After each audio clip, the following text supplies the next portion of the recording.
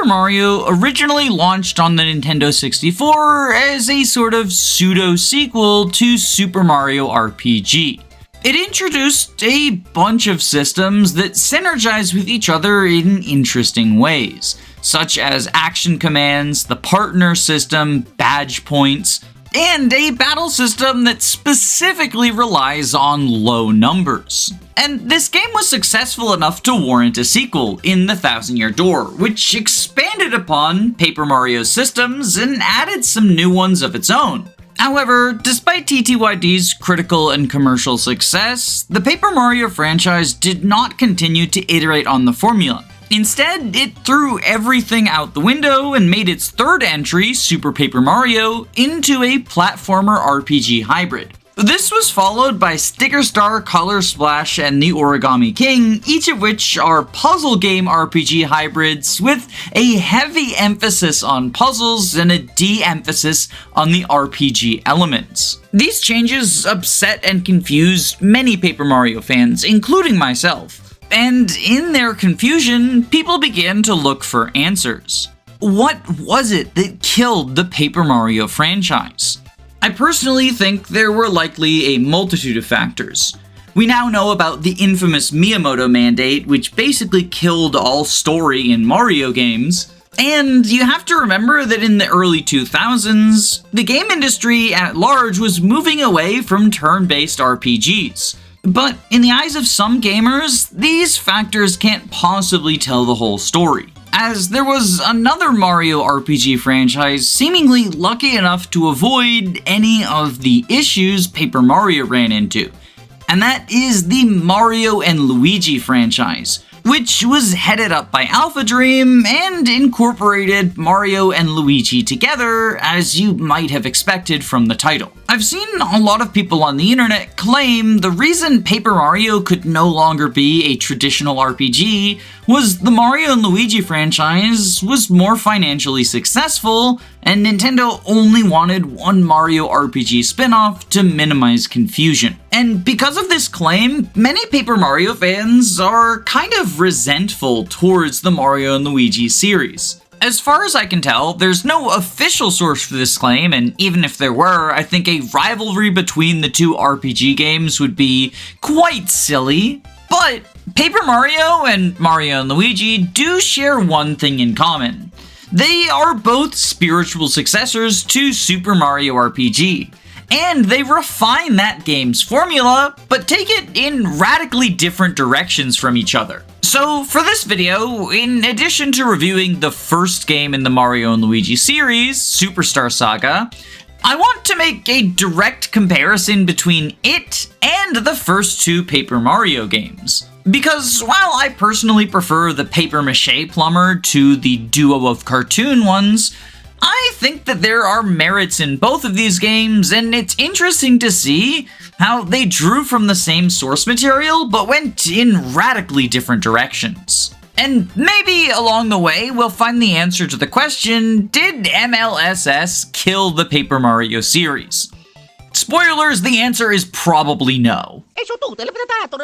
In both games, your party consists of only two members, Mario and someone to assist him. In the case of Paper Mario, your second person is one of multiple recruitable partners, who will join you throughout the story and have their own unique abilities both in battle and outside of it to progress through the overworld. In contrast, in Mario and Luigi, the second person is, well, Luigi. And with the exception of a few isolated segments where the bros must go solo, you are always going to be using a party consisting of just Mario and his little bro. Because of this, overworld obstacles are not traversed by recruiting new party members, but by gaining new abilities for Mario and Luigi.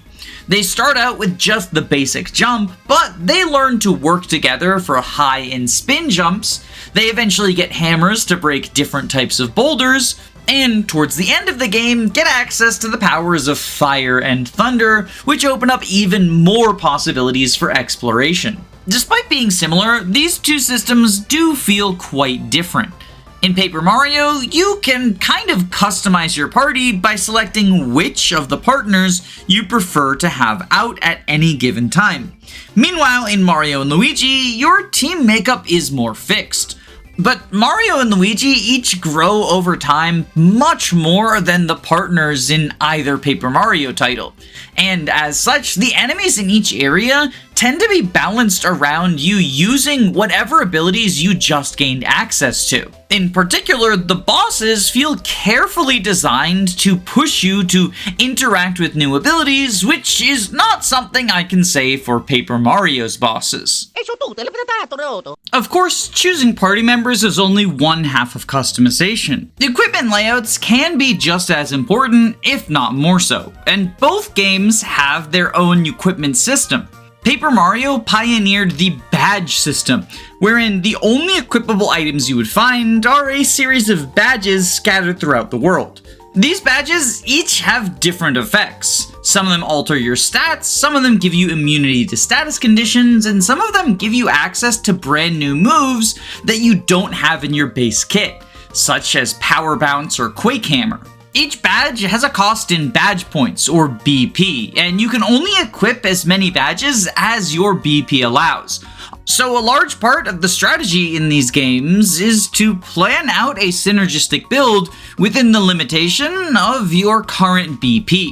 Superstar Saga, on the other hand, has a much more traditional equipment system. Each of the bros has 3 equipment slots, a pants slot, a badge slot, and a special item slot, and they can equip one of each item. Pants are your armor, and they impact your HP and defense stat, whereas badge is the closest thing this game has to a weapon, and it impacts your power and BP, which is essentially the mana for this game. Some of these pants and badges also have additional effects, such as increasing the frequency that enemies drop mushrooms, or giving you more money for each foe you defeat. But the special items are entirely dedicated to these bonus effects, and they have the swingiest ones in the game. There's only 8 of them total, and you get a new one for each flavor of coffee you brew at EGAD's coffee shop. But they are all very impactful. The Greed Wallet doubles the money you get from battle, whereas the bonus ring doubles your experience. Excite Spring makes it so you can float in the air like Peach from Super Mario Bros. 2, and the Great Force doubles the damage you deal, but also doubles the damage you take. The Power Grip makes it easier to defend with your hammer, the Cobalt Necktie doubles your stash stat, and last but not least, the Game Boy Horror SP makes it much easier to find rare items. I think both of these systems have their merits, but I personally prefer the badge point system to the traditional equipment. Although, one thing I find kind of interesting is Team Cherry's 2 Metroidvanias each had different equipment systems, and Hollow Knight used the badge point system from Paper Mario, whereas Silksong had a more traditional equipment system, much like Mario and Luigi. And this, of course, is extremely strong evidence that Team Cherry's next game will be a Mario and Luigi style RPG featuring Hornet and the Knight. Zoatboat is real, folks. Zoatboat is real. Of course, outfitting your team is only the preparation stage. What actually happens in the battles is also quite different between these two franchises. Paper Mario, as I said, specializes in low number combat, with attacks frequently dealing only 1 point of damage, and Mario's starting max HP is 10. As such, abilities that add just 1 point of attack or defense are kind of huge, and can often be the snowball that pushes you over the finish line. This system also features action commands, which are little mini-games that power up your abilities, or sometimes are required to be completed, or else your ability will fail. And if executed with proper timing, you can guard from foes in order to reduce their damage or potentially avoid it altogether. Action commands are also in the Mario and Luigi games, but they are dialed up to 11 here. Both your normal attacks and special moves have action commands, and failing to accomplish them severely reduces your damage output. And you can counter enemies with either a jump or hammer, which not only completely prevents all damage dealt to you, but frequently deals a counterattack to the foe. As such, I've always felt like the Mario and Luigi games had a much bigger emphasis on timing and action commands than the Paper Mario ones did.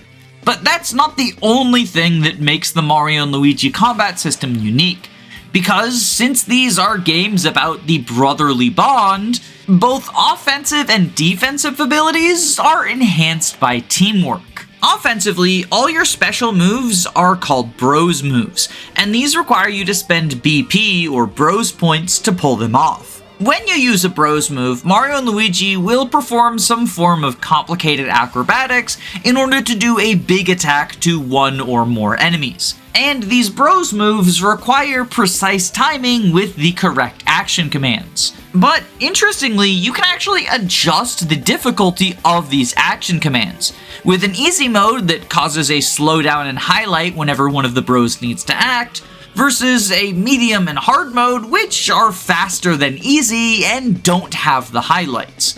And these aren't just adjusting the difficulty, but also the damage you put out. If you are on the harder action commands, you will do more damage. So this functions as a sort of risk-reward system. If you fail your action commands on the harder difficulties, then you deal less damage than you would have with the successful easy.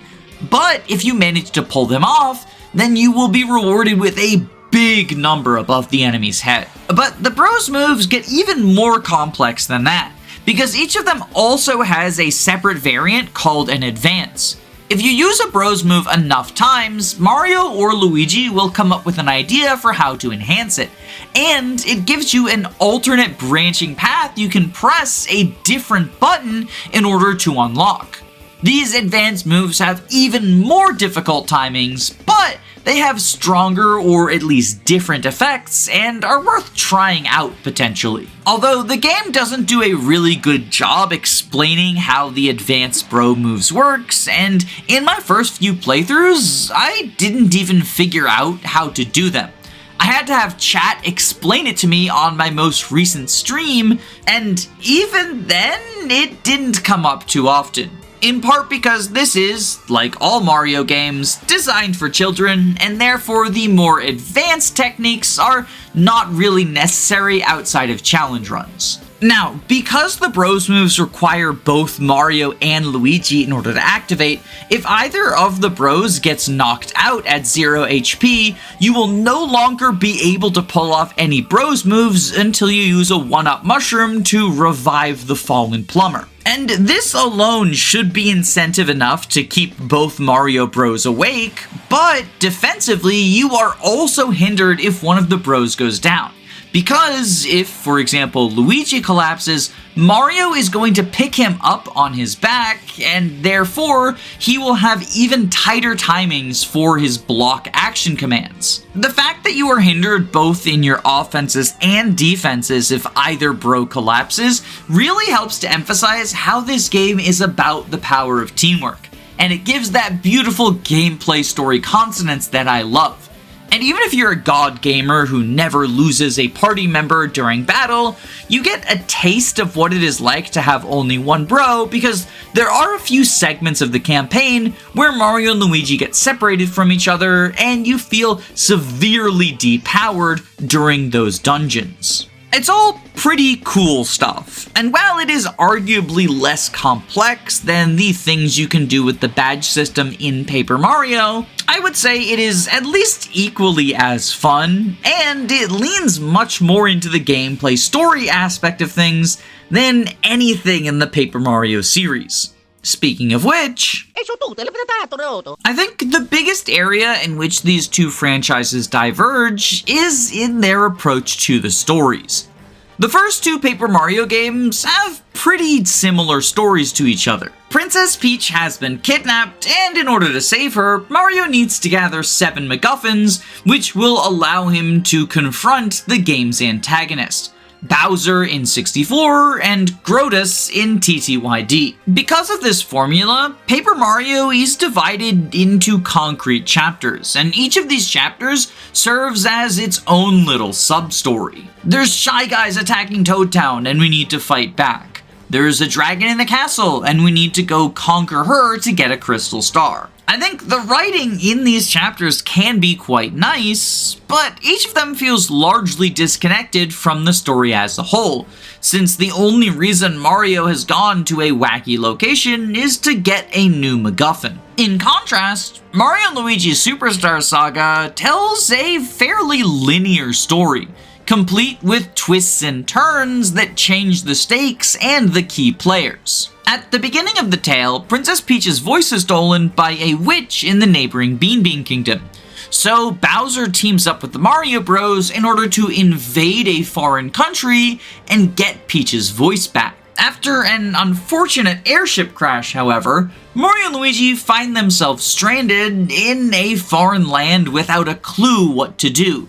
So they set off for the royal castle in hopes that the resident queen and prince will be able to help them track down the evil witch Cackletta. There are portions of the story that feel episodic, such as the quest to get Chocola Cola, which will cure the queen of Bean Bean Kingdom, but on the whole, the tale constantly feels like it's moving forward and reinventing itself. And it gives greater opportunity for its cast of characters to feel fleshed out in a variety of cutscenes, since they stick around for more than just their introductory episode. At the end of the day, this is still a story written for children, so don't expect any sort of complex themes or deeper messages. But the story itself is still incredibly sound. And in my first playthrough, I found myself constantly surprised by the various twists that popped up. While I have a soft spot for the characters of Paper Mario, in large part due to nostalgia,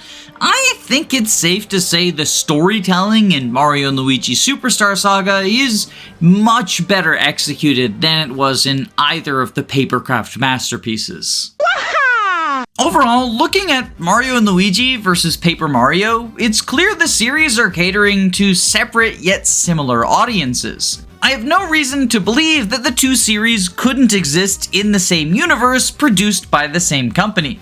And I think it's much more likely that rather than MLSS killing Paper Mario changed because Nintendo doesn't really see the point in releasing sequels if they don't radically change the gameplay formula. That's why we haven't had another F-Zero in like 20 years, and why Pikmin often has a decade between releases. It's why Super Mario 64 was followed up by Super Mario Sunshine, a game that primarily revolves around squirting water at people.